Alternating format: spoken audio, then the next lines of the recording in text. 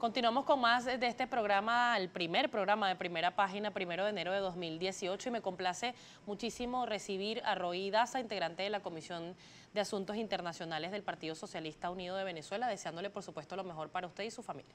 Muchísimas gracias y feliz año. Feliz año. Que este año sea mejor, eso Sí, es lo que cómo no. esperamos todos. Varios temas, señor Daza, para analizar, sobre todo este 2017 que fue sin duda difícil, lo dijo en repetidas oportunidades el presidente Nicolás Maduro, quien pues asegura que el año 2018 va a ser un año de renacimiento, de relanzamiento y de un año de victoria, lo definió así al menos en sus últimas apariciones del año pasado. ¿Cuál es su expectativa?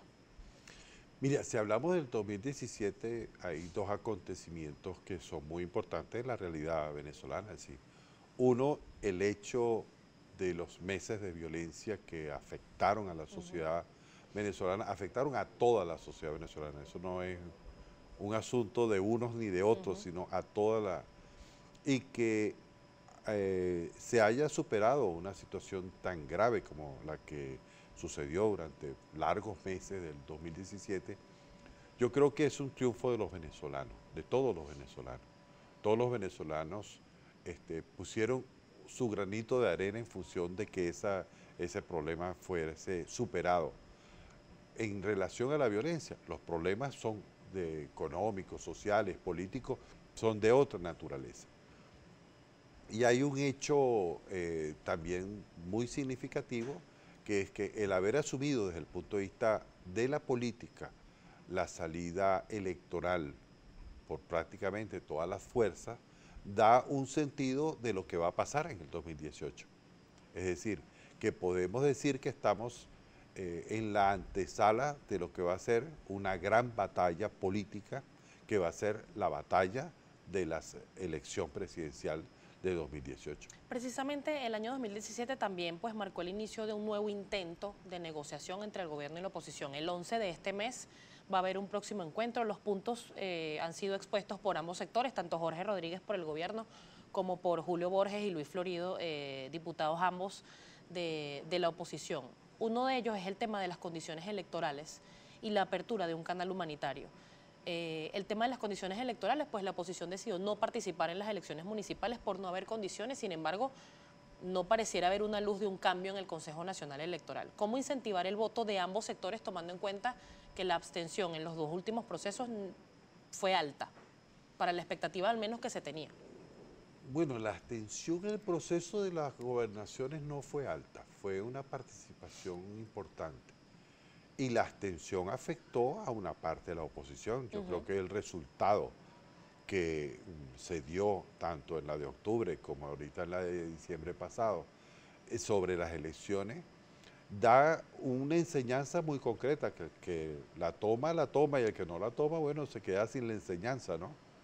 Que es que no participar es malo, es decir, no participar no deja unas buenas consecuencias, porque ¿qué es lo que sucede? Que si tú estás de cara a una elección presidencial, tú tenías que precisamente medirte en cualquier circunstancia en las elecciones precisamente para prepararte para una gran elección que es la elección presidencial. Para mí resulta incomprensible eso de la no participación de parte de un sector de la oposición del país. Un sector, porque hubo otro sector que sí participó. Ahora, desde el punto de vista de los cambios que puede haber en el sistema electoral, eso va a depender muy ciertamente de los diálogos de la semana que viene. Es decir, muy ciertamente allí se pueden trazar pautas para ver en qué condiciones vamos todos al proceso electoral. ¿Por qué?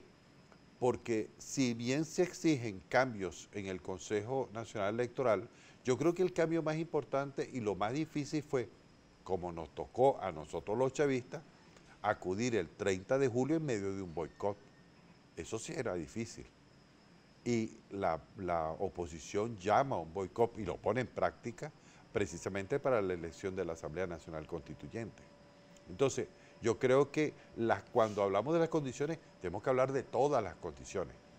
Y lo más importante es que todos vayamos al proceso electoral, que cada quien inscriba a su candidato, que cada quien coloque su figura, y sobre todo que cada quien también presente qué es lo que va a hacer en los próximos 5 años. ¿Ya es una decisión tomada que sea el presidente Maduro el candidato a Mira, la reelección en este caso? formalmente no hay una decisión tomada desde el punto de vista de un congreso del partido, es decir, tendrá que haber alguna fórmula que seguramente se va a resolver en las primeras semanas de este año, pero de que hay un consenso general en el chavismo sobre la figura del presidente Maduro como candidato presidencial y como seguro ganador de las elecciones presidenciales de este 2018, es evidente, es decir, no hace falta, porque la evidencia es la siguiente, es decir, no hay ningún otro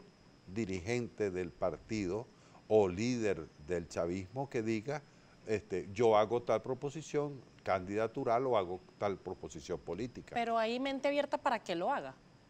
Mira, Pudiera, por ejemplo, Diosdado Cabello pero hasta los momentos postularse. eso no se ha presentado. Entonces, hablar de especulaciones nunca me ha gustado. Es decir, el hecho concreto es que hoy hay un consenso general dentro del movimiento chavista, dentro del movimiento bolivariano, en torno a quien es evidentemente la figura política más importante del país, que es el presidente Nicolás Maduro. ¿Cuál sería la carta de presentación del presidente Maduro? Ha sido muy criticado precisamente cuando fue el vicepresidente Tarek El Aissami quien anunciara en teoría, o lo dijo, o lo dejó ver en un mitin político, que iba a ser el candidato Maduro, el presidente Maduro, candidato a la reelección. La oposición decía que cómo se puede presentar como candidato a la reelección cuando se cierra un 2017 con crisis alimentaria todavía, con escasez, con una hiperinflación según algunos economistas, una inflación de más de 3 dígitos. ¿Cuál sería entonces la carta de presentación como para que el venezolano diga voy a volver a votar por Nicolás Maduro? Que evitó una guerra civil. En este país estuvimos al borde del abismo. Y creo que la actuación serena, paciente del presidente Maduro hizo posible que por muchas vías, por la vía de la elección de la constituyente, por la vía del diálogo, por la vía de la organización popular, por la vía del mensaje político, se volviera al cauce de la política. Creo que eso es un logro que, mira, realmente habría que ser demasiado mezquino para decir que el presidente Maduro no actuó de manera clara, de manera muy directa y concreta en función de alcanzar ese objetivo. Si vamos a la situación económica, bueno, ahí tenemos otra discusión. También el presidente Maduro ha tomado decisiones desde el punto de vista económico, que unas han dado resultados, unas darán resultados a mediano plazo y otras a largo plazo, como son todos los procesos económicos. Pero podemos decirla en pocos minutos. Es decir, la proposición de la reestructuración de la deuda, haber trabajado activamente en el equilibrio de los precios del petróleo, la organización de los CLAC, que es un problema social y económico que es muy importante en una situación de crisis económica como la que estamos, y las medidas que ha tomado en relación al relanzamiento productivo, con buenas o malas resultados en lo inmediato, implican que hay una proposición política, aparte de otras muchas cosas que se deben hacer y que están por hacerse. La gran pregunta es, ¿quién es el abanderado de la oposición y qué va a proponer el abanderado de la oposición? ¿Por qué? Porque es sobre esa base que podemos ir a un gran debate nacional, que ojalá ese sea el signo de este año de 2018. Será lo ideal. Eso sería lo ideal. Tenemos que hacer una pausa, señor Daza, y al regreso quiero que sigamos analizando estos temas y sobre todo